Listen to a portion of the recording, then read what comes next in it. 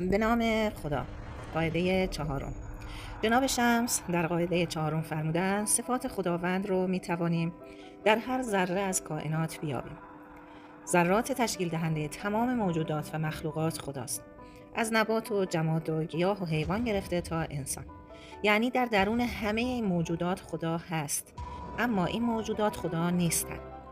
حتی در مواد تشکیل دهنده همه اجزا و ذرات وجود داره.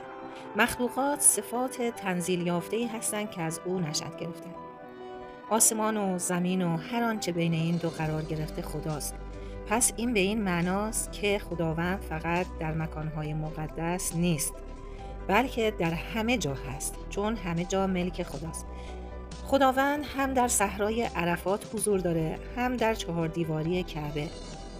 لذا اگر خداوند رو در تمام ذرات ببینیم، در همه جا و هر لحظه حس شکرگزاری پیدا خواهیم کرد. علی علیه السلام فرمودند هیچ چیز را ندیدم مگر اینکه خدا را قبل و بعد و با آن چیز دیدم. اوست پروردگار هر آن چیز که هست و پروردگار هر آن چیز که نیست.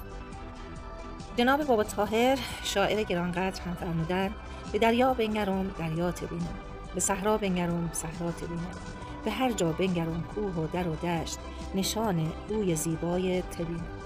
در نتیجه جناب شمس فرمودند کسی که به این درجه از کمال برسه میمیره، یعنی دیگه خودشو نمیبینه، یعنی دیگه منی وجود نداره. وقتی در همه موجود خداوند رو ببینه و اونو در خودش ببینه، مانند او باقی میمونه.